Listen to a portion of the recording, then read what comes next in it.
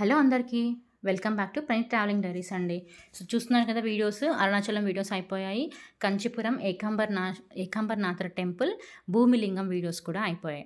So మేము అక్కడి నుంచి 12:30 కల్లా కంచిలో ఏకాంబర్నాథర్ టెంపుల్ దర్శనం చేసుకొని అక్కడ నుంచి వెళ్ళింది వచ్చేసేసి కాణిపాకం వరసిద్ధి వినాయక టెంపుల్ అనమాట. సో అక్కడ నుంచి మీకు కంచి నుంచి కాణిపాకం వరసిద్ధి వినాయక టెంపుల్ వచ్చేసేసి 100 కిలోమీటర్స్ ఉంటుందండి. 2.5 hours మాత్రమే పడుతుంది. బై రోడ్వే అయితే చాలా బాగుంది. సో మేము బ్యాక్ టు హైదరాబాద్ వెళ్ళిపోవాలి కాబట్టి మేము ఆన్ ది వేలో కాణిపాకం చూసుకుందాము అని చెప్పేసి అనుకున్నాము. సో మేము 4 కల్లా కాణిపాకం రీచ్ అయిపోయాము. కంచి నుంచి 2 o'clockకి బయలుదేరిపోయి 4:15 కల్లా కాణిపాకం రీచ్ అయిపోయాము. ఇది వరసిద్ధి వినాయక టెంపుల్ అండి. చూస్తున్నారు కదా టెంపుల్. స్వయంభూ విఘ్నేశ్వరుడే ఇక్కడ వెలిసాడు, బావిలో వెలిసాడండి. సో ఇది ఆల్మోస్ట్ మనం తిరుపతి వెళ్ళినప్పుడు చాలామంది చూసుకుంటారు.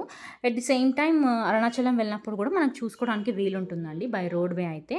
కాణిపాకం నుంచి మీకు మళ్ళీ హైదరాబాద్ వచ్చే రూట్లో మహానంది, అహోబిలం, యాగంటి మరియు జోగులాంబ అమ్మవారు కూడా దగ్గరనే పడుతుందన్నమాట. సో ఒకవేళ మీరు బై రోడ్ ద్వారా ఓన్ వెహికల్ తోటని మీరు అరుణాచలం వెళ్తే కనుక అరుణాచలం నుంచి కంచీపురం చూసేసుకొని అక్కడ నుంచి హైదరాబాద్ వచ్చే దారిలో మీకు ఇవన్నీ తీర్థక్షేత్రాలు ఉంటాయన్నమాట. అది వచ్చేసేసి కాణిపాకము మరియు అహోబిలము, యాగంటి, మహానంది, జోగులాంబ అమ్మవారి టెంపుల్. సో ఇది ఆన్ ది వేలో ఉంటాయి కాబట్టి మీరు చూసుకోండి. కాకపోతే మేము 4కి అక్కడ ఉన్నాం కాబట్టి మేము హైదరాబాద్ వచ్చేసరికి కొంచెం టైం లేట్ అయిపోయింది. సో ఇవన్నీ మేము చూసుకోలేదు. సో ఆల్రెడీ కాణిపాకంకి మేము తిరుపతి వెళ్ళినప్పుడు కూడా వెళ్ళామండి. 2-3 times కూడా వెళ్ళాము. సో అకామిడేషన్ డీటెయిల్స్ ఏమైనా కావాలి అన్నా కానీ కూడా మీరు కమెంట్ బాక్స్లో కమెంట్ చేయండి. మేము అకామిడేషన్ డీటెయిల్స్ కూడా ఇస్తాము. సో లాస్ట్ టైం వెళ్ళినప్పుడు అకామిడేషన్ వీడియోస్ ఏం తీయలేదు.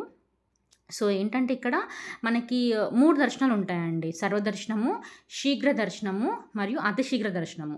ఫస్ట్ ఆఫ్ ఆల్ ఏంటంటే మనం మొబైల్స్ కానీ కెమెరాస్ కానీ ఏదున్నా డిపాజిట్ చేసేసేయాలి. గుడి లోపటికి cameras, mobile phones not allowed. So అందుకే మేము గుడి లోపల వీడియోస్ కూడా ఏం తీయలేదు. సో మేము అతి శీఘ్ర దర్శనం తీసుకున్నామండి. 150 రూపీస్ టికెట్. సో శీఘ్ర దర్శనం వచ్చేసేసి 100 రూపీస్ టికెట్. ఎప్పుడు వెళ్ళినా కానీ కూడా చాలా రద్దీగా ఉంటుందండి కాణిపాకం. ఎందుకంటే స్వయంగా వరసిద్ధి వినాయకుడే వెలిసిన టెంపుల్ కాబట్టి. ఇంకో విషయం ఏంటంటే మీకు ఈ కాణిపాకం స్టోరీ ఏంటంటే మనకి 3 తమ్ముళ్ళు ఉండేవాళ్ళండి. ఇక్కడ బాహుదా నది తీరంలో కాణిపాకం విలేజ్లో 3 తమ్ముళ్ళు ఉండేవాళ్ళు.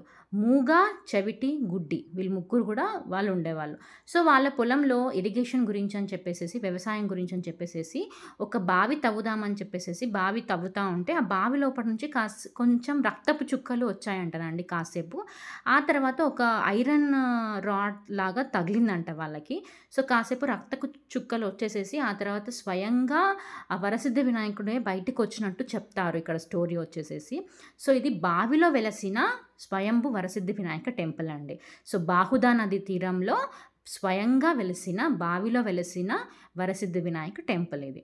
సో మనకి మార్నింగ్ వచ్చేసేసి 5 to 6 o'clock మధ్యలో వెళ్తే కనుక ఆ బావిలో ఉన్న వాటర్ కూడా తీర్థంలాగా ఇస్తారు. అక్కడ పూజారులు మాకు చెప్పిన విషయం ఏంటంటే స్వామివారు రోజు రోజుకి పెరుగుతున్నారంట. సో వాటర్ కూడా అట్లట్లా బయటకు వచ్చేస్తున్నాయంట. సో స్వామివారు ముందు నుంచి రోజు రోజుకి పెరుగుతూ ఉన్నారంట అక్కడ పూజారి వాళ్ళు చెప్పారు మనకి.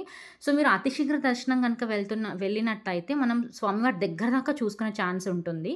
ఈ శీఘ్ర దర్శనం, సర్వదర్శనం వచ్చేసేసి బావి చూసే ఛాన్స్ ఉండదు. అతి శీఘ్ర దర్శనం చూసుకుంటే కనుక మనకి బావి కూడా ఈజీగా కనబడుతుంది లోపల. సో ఇది చూస్తున్నారు కదా, ఇది మనకి టెంపుల్ గోపురం ముందు ఉన్న కోనేరు అనమాట. ఈ కోనేరు చాలా బాగుంటుందండి. చాలా ప్రశాంతంగా అనిపించింది మాకు. కాసేపు అక్కడ టైం స్పెండ్ చేసాం మేము కూడా.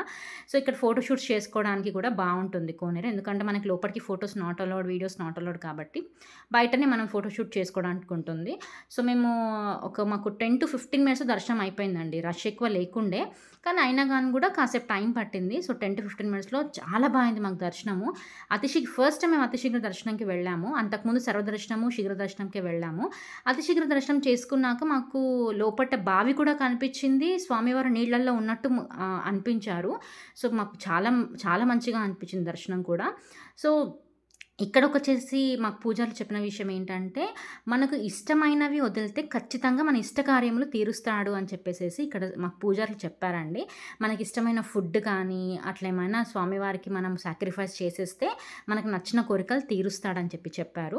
ఇక్కడ నిజరూప దర్శనం ఉంటుందండి. ఆ టైమింగ్స్ మీకు వీడియోలో నేను ఆల్రెడీ పెట్టాను. సో, మీకు నిజరూప దర్శనం కావాలి అనుకుంటే గనక ఆ టైమింగ్స్‌లో వెళ్ళాల్సి ఉంటుంది. సో, మేమేం చేసామంటే కాసేపు ఇక్కడ కోనేరు దగ్గర కొంచెం టైమ్ స్పెండ్ చేసేసి కాసేపు కూర్చొని మేము అక్కడ మళ్ళీ 5:00కే అట్లా బ్యాక్ టు హైదరాబాద్ బయలుదేరిపోయాము. నీళ్ళు కూడా చాలా స్వచ్ఛంగా అనిపించాయండి మాకు ఈ కోనేరులో ఉన్న వాటర్. సో, మా బాబు కూడా కాసేపు దాంట్లో స్నానం చేసేసాడు. కాసేపు దాంట్లో ఇదున్నాడు. సమ్మర్ సీజన్‌లో వెళ్ళాం కాబట్టి ఇంకా వాటర్‌ని చూసిన వెంటనే చాలా మంచిగా అనిపించింది మాకు.